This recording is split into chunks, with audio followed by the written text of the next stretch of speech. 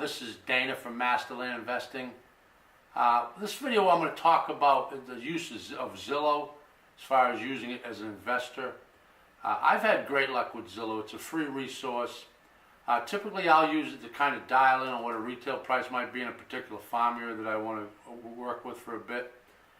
The way I'll do it, one way as far as dialing in that number is I'll get a hold of a realtor in a particular area that I'm liking as far as a potential farm area. I'll get her on the same page as me, see if she's willing to work with me. Let her know that, typically I'm an upfront guy, I'm pretty straight. What I want to do is maybe get some information, maybe she can help me out in a particular area. And also let her know that I may not use her on the buy, but if she works with me and I get enough property, I'll use her on the sell end. You pay a little bit for that, but the information you get is sometimes invaluable from a particular realtor.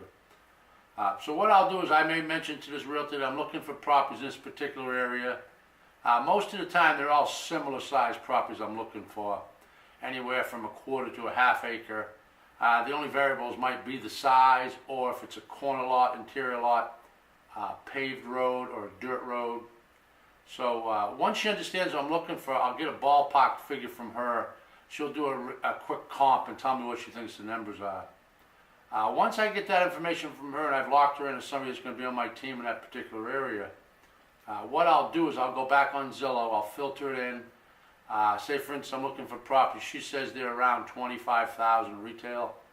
What I'll do is to cross check this and reference it, I'll go back and dial 0 to 30,000 on Zillow.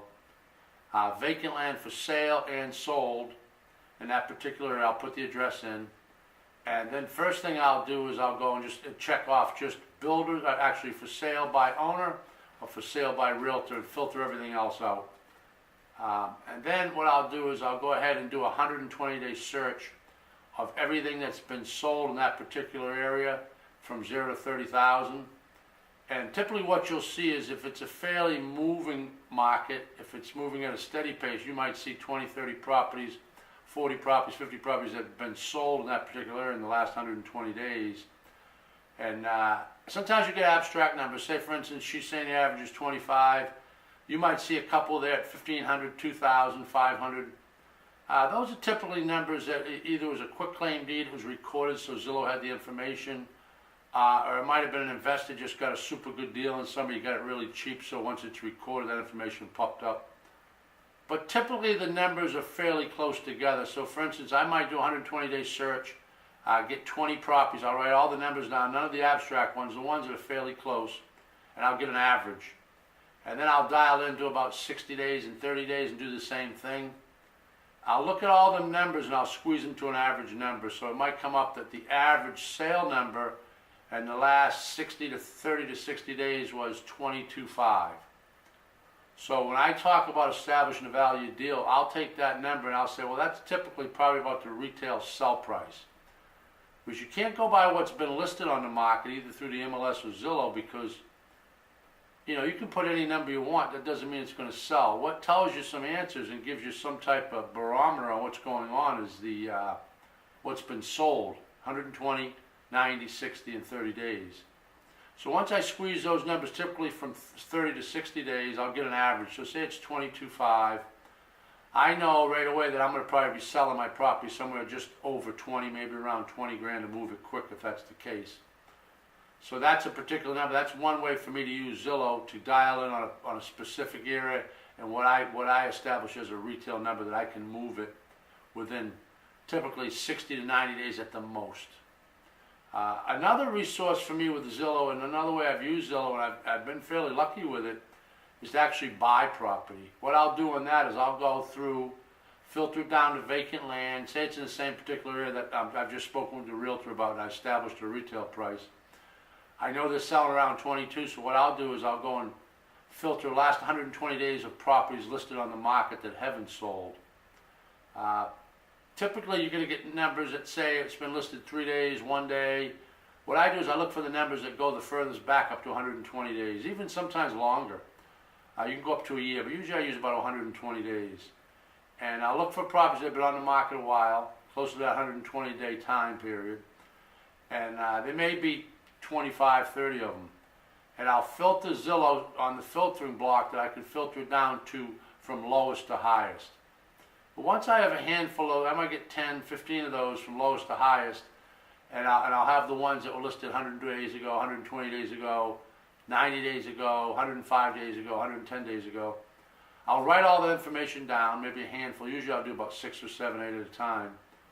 And then I'll either get a hold of that realtor that I just spoke with and see if she'll put in a verbal offer on all those particular properties that I just found from low to high that have been on the market the longest. So now I already established that the value of the property retails around just over 20. So I'll usually make an offer around 5,000, pretty much close to the same price I would offer if I was doing a solicitation through a mailer or a postcard. Surprisingly enough, you never know what a motivated seller's position is. And I found from experience, a lot of times if they've had the property on the market that long, whether it's for sale by owner or through a realtor, you get some bites. I mean, I did one not too long ago, and I think I picked up 3 or 4 out of about 10 or 12 offers. I think I got 3 or 4 at the number I needed. I think they were going for, I think they were retail around 8, and I think I put offers in at 2 and 2,500. And I want to say I think I got 3 of them on that deal. So that's a pretty good return rate on your bids. Now, the reason I say is a verbal offer. Otherwise, most realtors go on and submit a regular offer. You got to do an DocuSign. They send you the information. You got to initial a bunch of stuff, sign a bunch of stuff. I think it's just a lot of wasted time and energy. I usually typically tell a realtor, listen, I'm just throwing dots here. I'm just going to throw a low ball number, see if they respond. I've had a couple that'll come back and they'll say, listen, you know, you offered 5. They're pretty motivated. They'll take 5 if you're willing to pay all closing costs and commissions on the deal.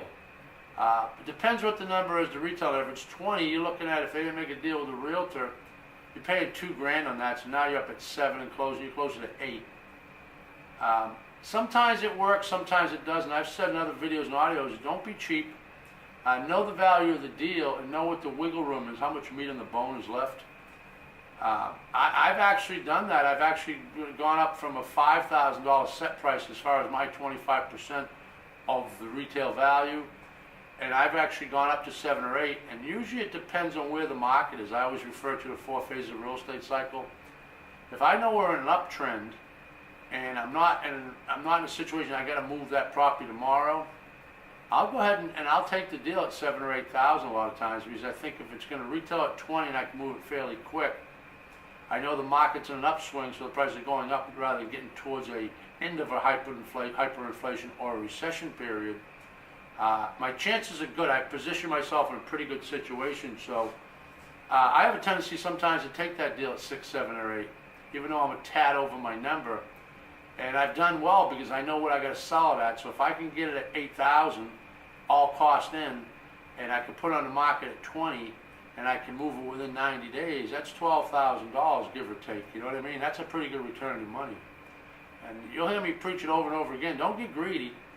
I like to go to bed and feel good with myself. And I know these people all want their money. Most of the time they've spent way more than what the property they're going to sell for, what they're going to get in return. A lot of people bought at the prime of the market.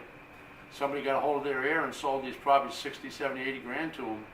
And these are the ones that finally understood they're not going to be able to wait long enough. Most of the time won't live long enough to get that kind of price back. I think they've come to the realization they got gouged and paid too much of a premium. So they're in a motivated position. So they've had the property on the market 2, 3 months, 4 months, sometimes 5 months, and they're just tired of it sitting and they have a use for the cash. Either they're not looking forward to next year's tax burden.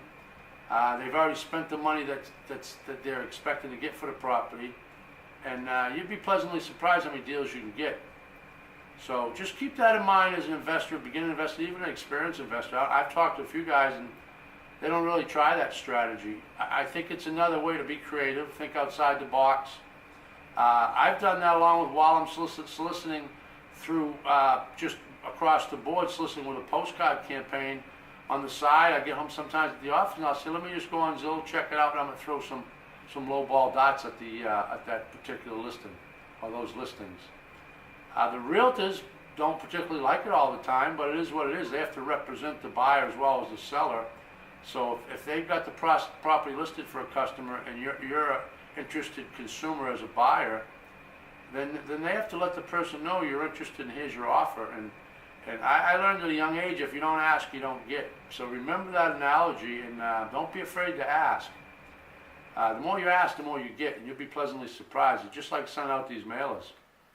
You wonder why people wouldn't call a realtor and find out what the numbers are before they just sign the contract and send it back to you. But the reality is that's what they do. It's a numbers game, usually 1-2% return.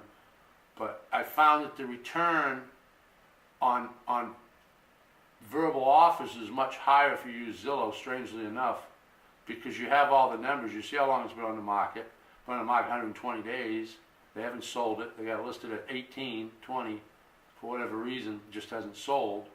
As long as you know your numbers, you know your farm area, the realtor's dialed you in, you put the offers in, you have a feasibility study once they accept the contract, and you can just go back and confirm with the realtor, is there any reason why that property hasn't sold? Was it not represented properly? There's a lot of reasons, and as long as she confirms that, you just stick with the deal and you close it. Because even if you got it at 8 after all the costs, taxes, closing costs, everything else, and paying a commission on the seller's end, if you had to sell it at 15, do the math, it's still $7,000 you made. That's pretty good money to me. That's more than most people make in a month. So consider that going forward. It's just another tool in your box, as I would say. It's another option. It's another way to be creative. So that's basically the short video. I appreciate you guys' time. I know your time is valuable, but thank you guys for tuning in and listening. I hope you enjoyed the video. I hope it was informative for you. If you liked it, please hit the like button. If you feel it's worth sharing, please share. If you feel like subscribing, you haven't already, go ahead and hit the subscribe button, hit the bell. That way you're notified every time we put up a nice, good video for you guys. But thanks again for tuning in. Go out, try to inspire somebody today. Never be greedy. Try to be generous. Be kind. Have a great day. Thank you guys again. Look forward to seeing you soon. Bye-bye.